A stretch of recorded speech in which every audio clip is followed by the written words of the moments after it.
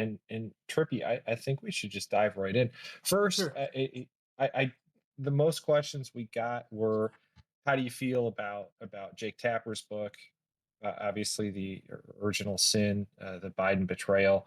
I know we talked about it a little bit on the pod that came out today, but Joe, just first, why don't you start there? Look, I don't think it does a whole lot of good to dwell on who screwed up what in the last election. But it it it it just shows that the only real shot we had would have been had Biden decided to fill his promise of being a bridge, filling one term, not running for reelection, allowing a 4 years of other Democrats to emerge and then be nominated instead of what clearly his staff knew um, and were well aware of, at least at the top, that he shouldn't be running or that he wouldn't be able. I mean, the things that they were hiding is just. I mean, when you look at it, um, it's just massive betrayal. But like, I think to get fixated on that instead of the problems we're in now. In other words, let's all go out and go after the Biden people that misled everybody, or who allowed and enabled him to basically set us all up for the loss. Um, in a way that Kamala Harris never really had a shot because she didn't have any time to prepare as a candidate. All that stuff, great. Uh, Everybody have it out. I'm not one who wants to dwell on it as much as I think the problem is the real problem moving forward is that the credibility. I mean, the American Hmm. people saw what they believe to be a, somebody who wasn't capable of carrying on a second term, and this party, because of the way this played out, lost a lot of credibility because we all know that those people who saw that were correct, and the Biden administration kept going out saying no, it's great, everything's fine, while they were actually looking at how to delay putting him in a wheelchair until after the election. That the more people hear that out there, the more credibility that we have to now repair and against the biggest liar on the planet, Donald Trump. Right. So you said looking So, ahead. I mean, I think that's the one thing. Yeah, I think that I'm going to synthesize two questions, and part of how this all blew up was Mayor Pete said something on a Vote Vets town hall, essentially like, in hindsight, Joe Biden was probably not the best candidate, which got us a lot of questions about Mayor Pete. Joe, is he for real? He's been doing a lot of media lately? Is he electable? Is he yeah, someone that no, the of American course people he. could actually look at and say, I want him to be president? I mean, of course he's for real. He's going to get a lot of people. I mean, he was arguably one of the best communicators in the party. But this sort of shows the problem. If you were in the cabinet and you were asked after the debate, hey, uh, does he have what he needs to go forward? There wasn't a cabinet. There wasn't a Democrat, or not very many, knowing that if you said no, he can't go on, that literally you'd be crippling the nominee of the party at that point, unless he decided to withdraw. So all of them went out and said, "Geez, I think it was a horrible debate, but in every meeting I've been in, or whatever the thing to Right. not take his knees out." And they're going to now have to, hey, in hindsight, maybe he shouldn't have run and things like that. But that's what I mean about the credibility problem. I think Mayor Pete will get beyond that. I think the party will. But I just think it points to another hurdle while we're dealing with all the lies and the corruption of the jumbo fraud plane, the crypto capture of the Trump basically putting a for sale sign on America. Right. That's what I want to focus on. I don't want to focus on like how blaming Biden, blaming even as angry as I am at them. particularly the people that were covering up in a way that put us all in this position. Anyway, so I want to focus on what we have, because we have a Herculean task now to stop the result of that election. Yeah. Well, it gets to, and that was from Damien, by the way. Thanks for that question. But yeah, this I think gets to your point about the for sale sign. This is from Andrea. When I heard about the Qatari plane, I wasn't surprised at the grift, but I was surprised at the brazenness and the scale. Here we are a few days later. Feels like no one's talking about it anymore. I might disagree with that, Andrea, but how do you see us untangling all of this? And I think this gets the crypto capture plane, all of it, especially considering how much corruption there is and how little of it seems like everyone can remember. Like, how do we move on from this, Joe? You don't move on. You got to call out what it is. We have to brand him as corrupt, Don the corrupt.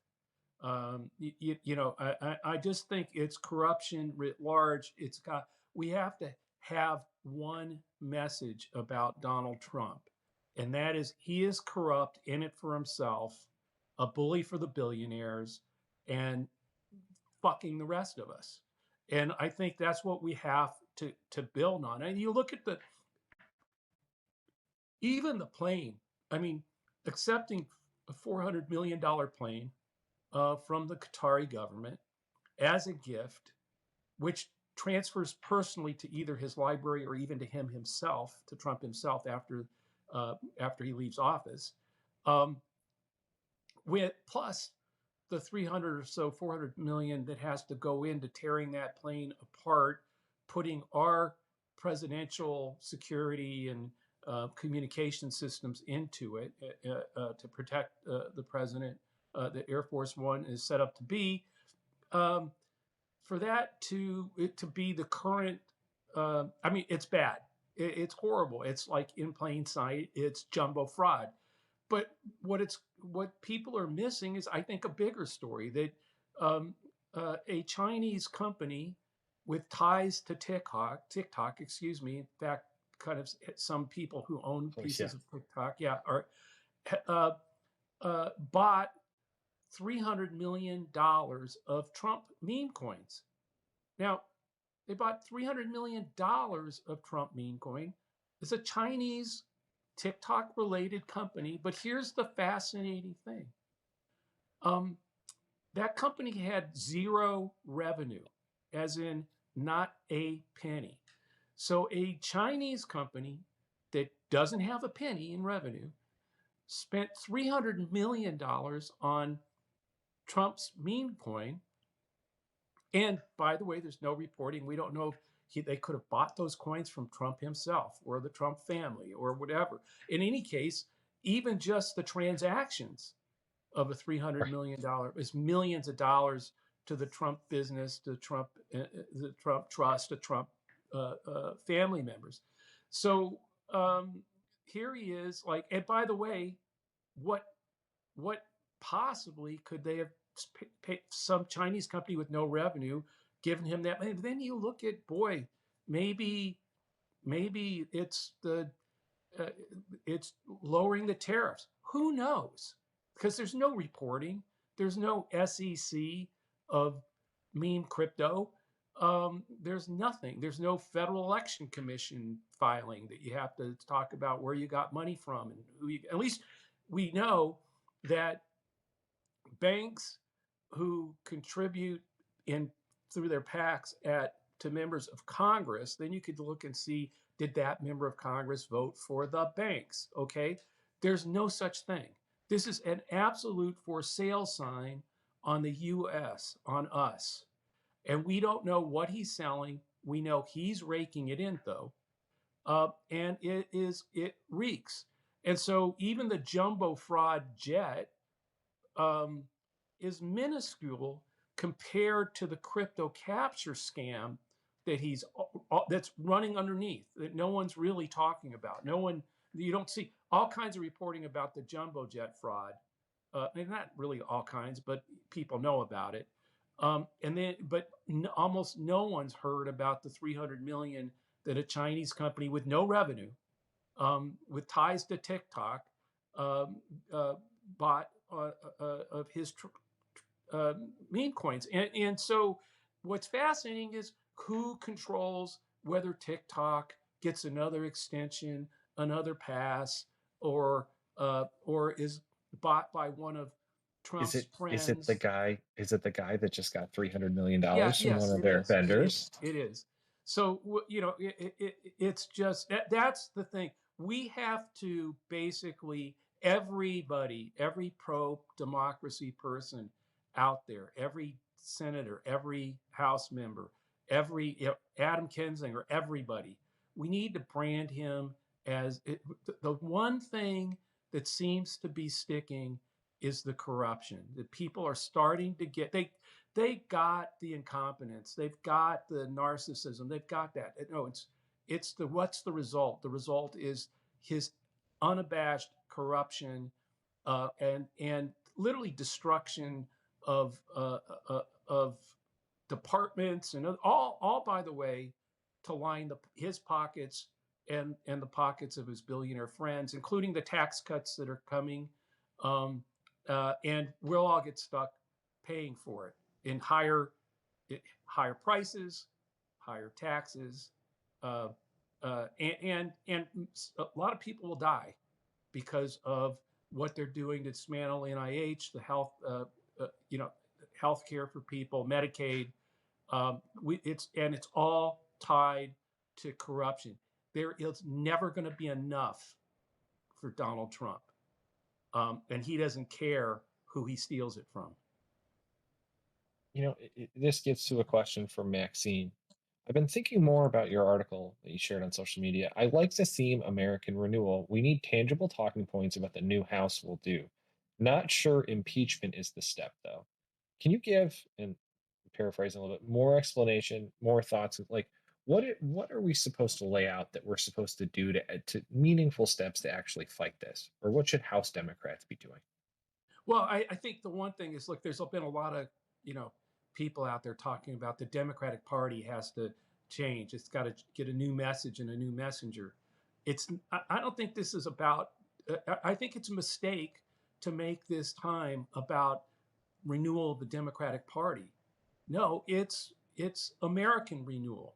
And one of those things is to point out that all the stuff that Trump is destroying, he knows how to destroy. They don't have any clue as to how to reinvent, reform, or fix any of it. They're just destroyers, and who they're destroying for their own corruption. So I think we need to buy into that essentially by saying yes, he has. Biden lost. I mean, Harris lost the whole thing, um, and he's destroying departments, destroying the civil service, um, uh, uh, all kind. The whole court system is. He's taking it on, ignoring it. We need to rebuild, not restore to their original state. We shouldn't be about restoring the Department of Education the way it Right. It's was. not about fighting for status quo. Right. Right. It's about reinventing how as we rebuild education in this country that he's destroyed. Our ideas about how we rebuild, reinvent, reform our education system. Our ideas about how you look at not to take on the party that's against innovation like AI or crypto, but how uh, but how as he's using those things, crypto and for greed, there are real advantages to to to making a frictionless system. So on the internet, you can actually buy articles for 5 cents without getting charged $3 to do it. And so, using the blockchain, etc. So there, we can come back at these things not as um, the status quo or as trying to stop innovation, but what is our innovative policy to use those tools to make it easier and better for people, including manufacturing, et cetera. But I think it's about the American renewal, not renewal of the Democratic Party. And also in that American renewal, I think we have to build a big tent political party that of Americans who are committed to that renewal and to repairing the destruction that Trump and his, you know, Stephen Miller, all those guys have wrought. And if you're doing that, then it's got to be a big tent party, and that means it literally inviting Adam Kinzinger, all kinds of people who to join that big tent party. And I think if the Democratic Party wants to be that big tent party and wants to be about American renewal, we will crush them. We will crush them. But if our view is no, no, no, you weren't with us before, you were part of the whatever, um, and we don't want you, we don't accept you. Well, that polarization is what makes a helps the autocrat. It helps Donald Trump. That red blue thing, that like or dislike thing, that's what he wants. That's what his administration wants. That's why it creates all the havoc to keep people in that mindset. And we've got to break it with an American renewal movement. I used to say pro-democracy movement. Yes, it's pro-democracy, but it's an American renewal movement that we all have to grow. And that gets to the back to the 3.5%, getting the 12 million, 13 million, 14 million people in the streets in protest and calling for American renewal and the end of this destruction. So let's finish with kind of with one more combined question about who we think needs to be leading that. So two questions, Joe. This one's from Donna. Who's the best candidate you've ever worked with? And if you don't feel comfortable answering, what makes a great candidate? Stuart once said he likes working with candidates who've lost before. And then from Jason, who are your top five Democratic presidential candidates as of this moment? So I guess my question combining those two is what should we be looking for? What type of candidate should we be looking for to carry that message forward? Uh, Look, on the question of who's the I've worked for a lot of great candidates. I mean, people who I thought who I think the world of or believe would have been great president. I mean, I think uh, Walter Mondale. Um, uh, you know, you often see people who would be really incredible, great presidents in both parties end up drawing the worst straw possible. So Walter Mondale, who I think would have been a great American president and was one of the finest people I've ever worked for, he drew Ronald Reagan's reelection um, as Right. his, as who Bob Dole, uh, I think might have made a great president. Looking at the other side, he draws Bill Clinton's reelection. So you can work for a lot of really good people who don't who do not win. On the other hand, you and I've worked for a lot of I think Ro Khanna, Seth Moulton. There's a lot of good people out there that I'm proud to have worked for, and we're great candidates. Now, when you ask the next question is, okay, well, who do you see for 2028? I don't think. Look, people are going to emerge. You're seeing Mayor Pete out there. You're seeing Ro Khanna's out there. Obviously, others are Newsom and others are starting to to put themselves out there in one way or another. Uh, and I think it's going to be. It may well be somebody we haven't talked about or have heard about today. Um, that's often the case. No one really saw Jimmy Carter coming. Frankly, not a whole lot of people saw Barack Obama coming in 2008. Everybody thought that would be Hillary Clinton, and that maybe it was a nice test run for him. And so I do think that it's somebody who can call for American renewal, who can build a big tent party, who can get um, uh, sort of beyond the wings of a party and get us all, sorry for the cliche, but flying together in the same direction.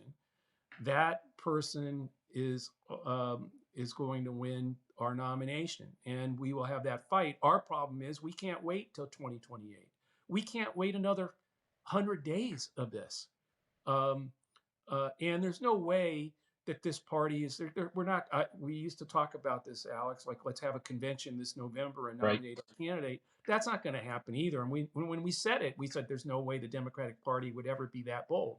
So, so no, we have to be that bold. We have to, like, as I've said, we have to reach out now. There's 3 million or so people who go to these demonstrations and these protests, Hands Off and others. Um, we need to double that. Take one more friend, one coworker, one family member to the next. Don't sit home. Go out. Go to one of the protests that are local. Whether it's a Veterans Administration building, a library, uh, a weather station that's being harmed, whatever. Uh, Go. Stand there with your Americans and stand there for the end of destruction and for American renewal. And if 3 million of us who are already out there doing that, most of these, that turns into 6. And then we got to do that one more time to get to 12, 13, 14 million. And by the Yeah. way, history is very clear that once you get to those kind of numbers, the rest of the nation starts to hear, starts to understand, starts to really get the alarm that they too must stand up against this. And I think we're seeing it in polls, but now we have to see it in action.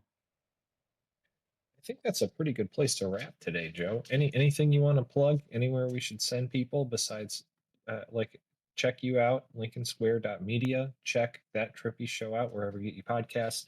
Keep sending us questions. Yeah, Anything we're else, gonna man? and Alex and I are gonna start being more active on the Trippy's Take Substack too. So give us a week or two, and we'll start being more active and posting there. But Lincoln Square, by all means, the podcast, the Enemies List podcast, that Trippy show, uh, and I think more important though is to get people. If you're already watching these things, if you're already tuning into Lincoln Square, it's the same thing. Find one more friend, one more person out there to get them to start watching, to start taking in this information and understanding what they can do. And what each of us can do is to find one more person to build this movement. Anyway, and by the way, that's getting them to listen to the Bulwark or to Midas Touch. But we need to build our own sort of media networks. We're all connected. We all have an understanding of the actions we can take, and we don't lose the faith in our own power to change this. You can never lose faith in your power to change this. We have enormous power. We have to use it. And it's simple.